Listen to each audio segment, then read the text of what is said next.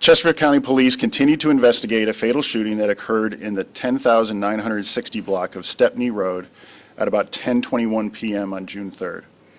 Police responded to the area of Stepney Road and Weybridge Road for a report of shots fired.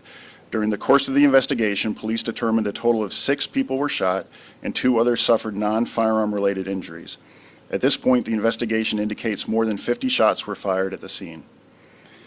When officers arrived on scene, they found an adult male, identified as Tabori J. Carter, 20 years old, suffering from a gunshot wound. Officers rendered emergency aid to Carter of the 21,100 block of Bailey's Grove Drive in Chesterfield, but he died at the scene as a result of his injuries. The 5 other shooting victims who appeared to have non-life-threatening injuries had left the scene and gone to area hospitals or other locations before police arrived.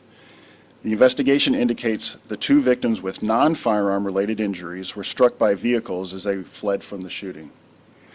Police continue to investigate. Anyone with information is urged to contact the Chesterfield County Police Department at 804-748-1251 or Crime Solvers at 804-748-0660 or through the P3 app.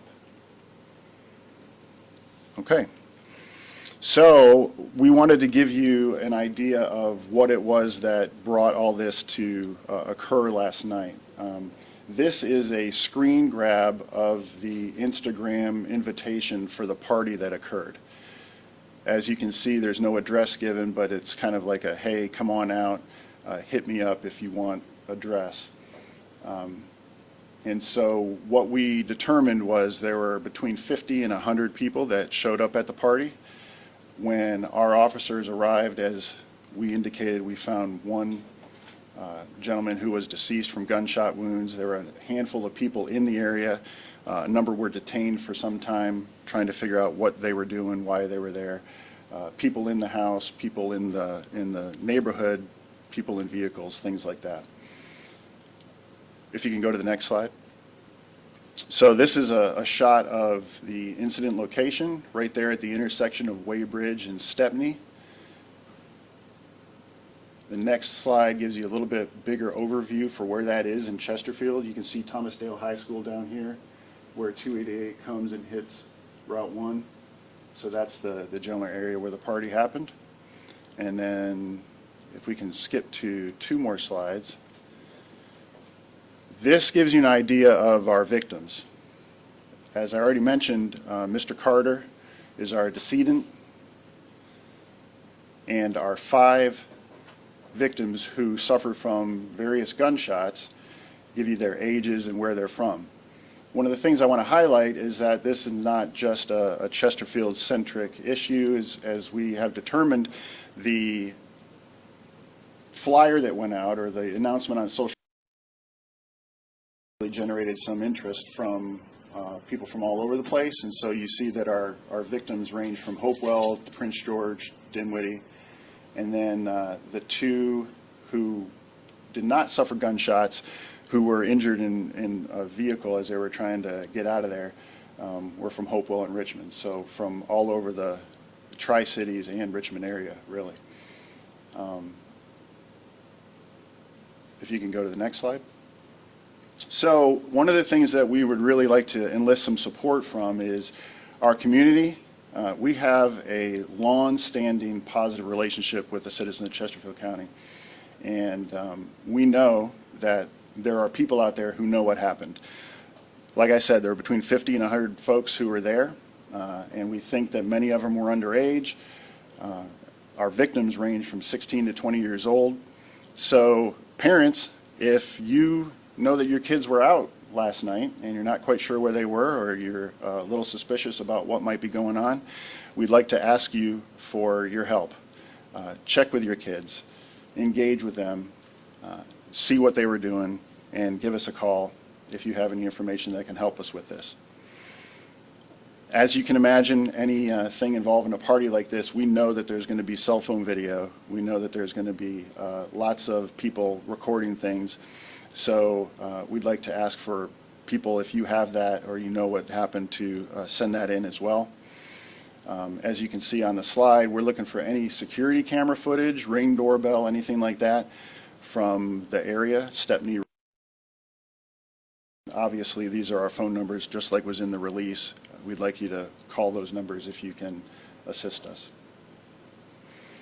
One of the things that I really want to highlight is the positive relationship that we have with our community here in Chesterfield.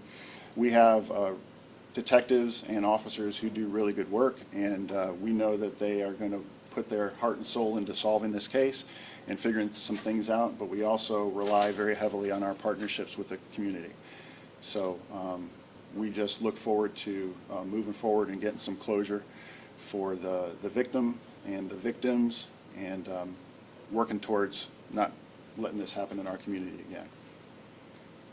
Okay, so that's the overall picture. What questions do we have? Did you have a chance to talk to any of the injured? Yes. So they were. So here's what happened. One victim showed up at a restaurant parking lot. One showed up in the Thomasdale parking lot. One went to the Tri-Cities ER. One went to John Randolph, and I'm not sure where the other one went right now. But as you can imagine, you have a scene of this magnitude at the map that you saw.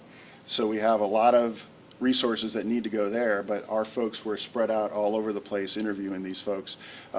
So they didn't just stay there, they got transported to area hospitals, and so we sent personnel up there to interview them about what they saw, what they knew, things like that. Do you have any idea of how many people were firing gunshots at the party? So I can tell you that we have identified 4 different caliber of casings that were found on scene. So whether that means it was 4 people shooting, I can't tell you that. But it looks like there are at least 4 different weapons that were fired. Do you know when that flyer started circulating on social media? I don't know. No, I don't. Was police made aware of the No, flyer? we did not. So we found that afterwards. You know, we're trying to figure out, hey, how did this party show up? You know, what's going on here? And our investigative personnel found that. You know the type of firearms involved based on the caliber? I don't know. I know that investigations does have an idea based on the casings that were found, but I personally don't have that information. Was the party for a Thomasdale student? That's my understanding, yes. Graduation party? Yes. Any adults, parents? So my understanding is that there was a lady who lives at the house where the party was held. The resident, not that lady, but she's an adult, her grandson, I believe, was hosting the party for another Thomasdale graduate. Did anyone happen to call police before gunshots that it started to get loud or too many people? Yes, we had a call for loud music, disturbance. That held for a while, and then when the shots fired call came in is when we responded. Did you respond when you got the first calls about the disturbance and loud music? No, in fact, I looked up what we were busy on that kept us from going to a disturbance of the loud music. That's not uncommon if we're busy to let loud music kind of hold for a little while. But so at the exact same time, we were on calls that involved a larceny from auto over in Moores Lake. So that was involving a bunch of juveniles that were breaking into cars. We had a lot of resources there because we caught them, and we had to, figure out all the victims there and then take them to juvenile detention. Other calls involved a 14-year-old suicidal suspect who was threatening to burn his house down, a motor vehicle accident with a DUI, disturbance at a group home. That was a priority response. It was a reported abduction, and so we had a number of officers respond there. So, as you can, kind of tell, resources deployed to all of those? Yeah, we were busy on all that. So when you hear those compared to what we first get as a disturbance or loud music, that'll hold for a little bit. But then obviously when the shots fired call came in is when we left the other stuff pretty quickly and showed up. And how many of those disturbance calls were there? I know that there were at least 3 that came in that just said, hey, loud music, lots of kids in the area, that kind of thing. Typically speaking, I mean, how many calls would it take for police to decide to then respond? I don't know that you can really say there's a typical, because if loud music is loud music, that's what we know, right? And so when you're comparing it to what we have with all these other things, an abduction call, a disturbance at a group home where somebody's acting up, a suicidal teenager, things like that, those take priority to a disturbance. So there's no real typical, you know? If we didn't have all that other stuff going on, then we would have been there. Do you know what led up to the shooting? Was there a fight that broke out or an argument? Yeah, good question. So my understanding is that prior to the shooting call coming in, there were 2 separate fights or disturbances, if you want to call it that, between females. So there was a fight between a couple females. I'm told that that was broken up, and then shortly after that, another fight started, and then very shortly after that is when the shots fired call came in. And just to review, you said there were between 50 and 100 people at this party? That's what we understand to The be. majority of them were outside? Yes. Okay. This was an outdoor party mainly, or indoor? You know, I can't tell you what it was designed to be necessarily, but from the calls that came in, it sounds like there was, you know, a lot of disturbance outside, music, loud voices, cars, you know, that kind of thing. You all got calls about the 2 separate female fights? No, Or just- no, that's what we found out afterwards. Like, all right, hey, this is what we're here for, what happened, and talking to the people that we were able to find. And the 3rd fight or whatever, was that also between females or? So all I know that what was reported to me is that we had 2 fights between the females. I don't know that they were the same females. And then shortly after that is when the shots fired call came in. I don't know that there was a 3rd fight.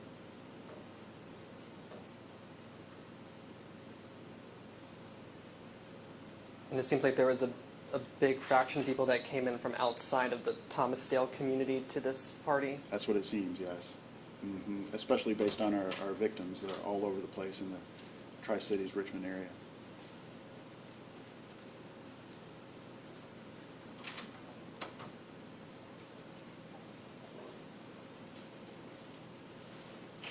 Anything else?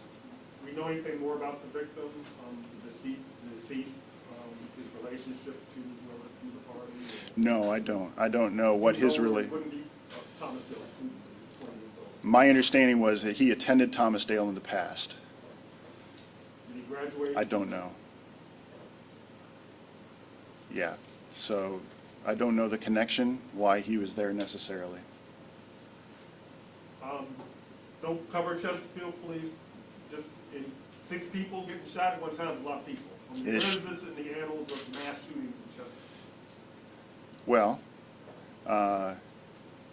I've worked here for about 30 years, and I don't know that I can speak to the annals of mass shootings in Chesterfield. That would, I guess, preclude that we did have mass shootings. And I think probably that mass shooting, you know, has some different connotation to it, right? As far as how people might interpret that.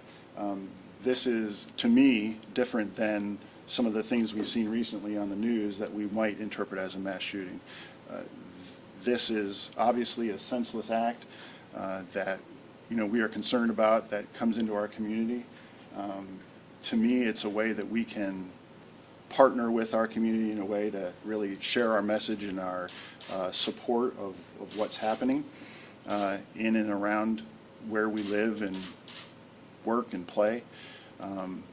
It certainly isn't anything that occurs on a regular basis here, that's for sure. Yeah. In your 30 years, are you aware of 6 people being shot at?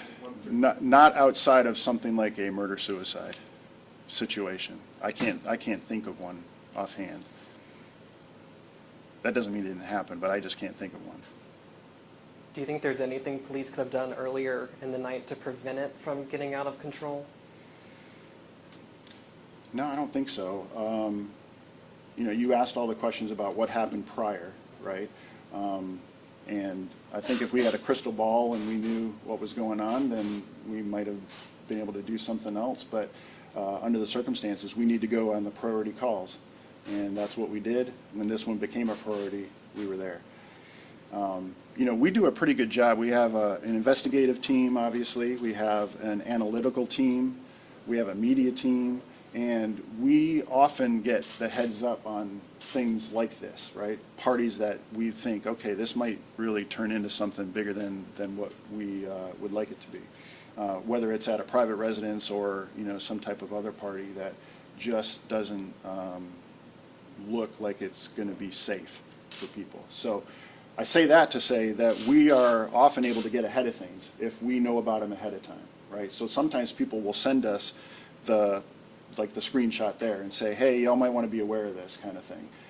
And in that case, we're able to get our community engagement folks on it, our analysts, our media folks, and really look into what that might be and have a plan. In this case, we didn't have that heads up. So it's certainly unfortunate. Are you concerned about any possible retaliation? There's nothing that we know of right now. Obviously, anytime you have different groups who are shooting, right? Obviously, there were more than one here. There may be something, but there is nothing right now that would tell us that there is any gang affiliation or anything, you know, that this particular group needs to be aware of or for retaliatory purposes. We will share all of this with our partners in the Tri-Cities in Richmond to just say, hey, in case you didn't know, this happened here. It involved people from your jurisdiction, just as a heads up. But nothing that on its face says, okay, we better watch out because this person is affiliated with this or anything like that. So just so I'm clear, you would characterize this as a gunfight?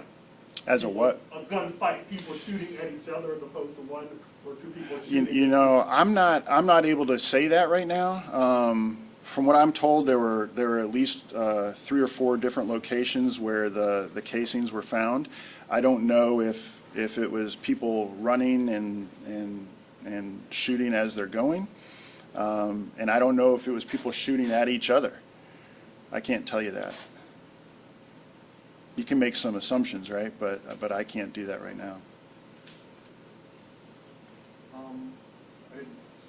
I'm not recalling the previous, was gender listed among the shooting victims? I don't believe it was, but we have that.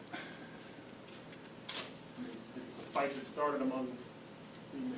Yeah, and you know what? I apologize. I have that information in the office. I don't have it here, right here. I can tell you that the 2 with non-firearm related injuries are females. They were both trying to get out of there and got caught up in falling down or getting hit by a car. Do you recall if any of the shooting victims were female? Give me a second to look at that right No. I'm being told no, they're not.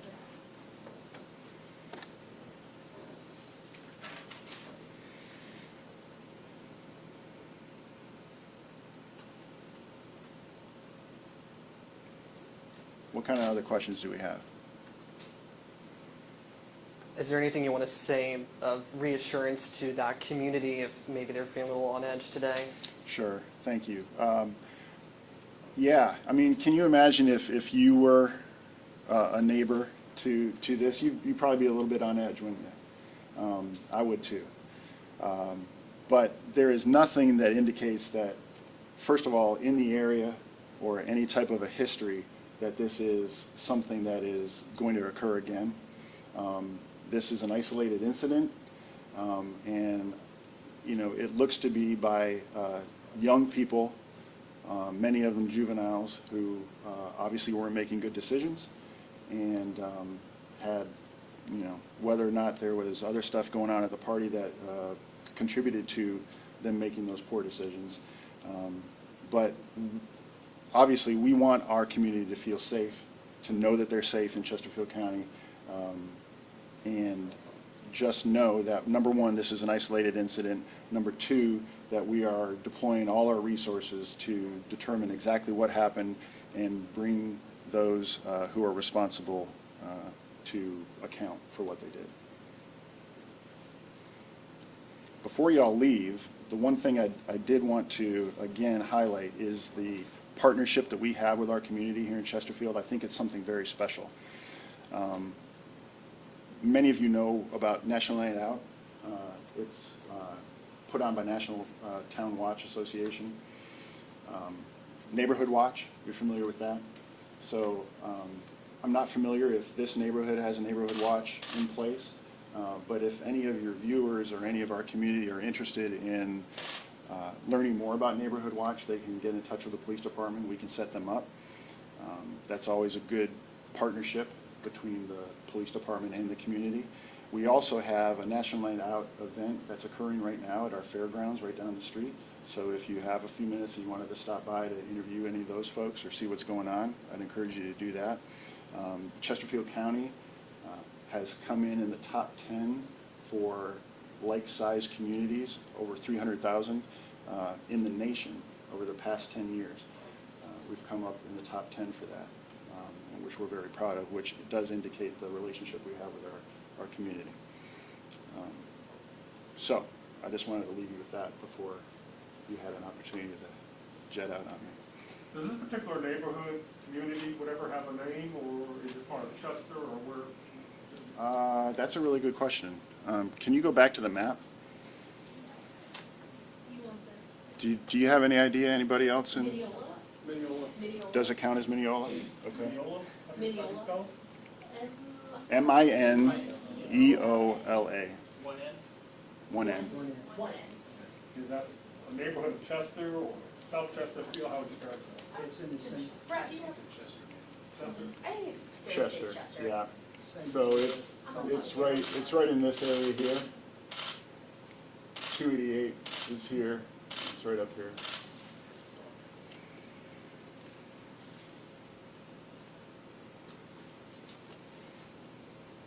This is a map. This is a map of our Appomattox division. We have 3 divisions in the county. Just that's why it's color coded that way. Just contextually, this is not a community that you would deem a place where violence or No. No. anything of this nature typically happens. No, I'd like to say that we don't have any of those communities in Chesterfield, right? But I can't think of the last time something of this magnitude, first of all, happened, but in that area. So that's another reason why, yes, I understand people being a little concerned, but historically, there's no concern there.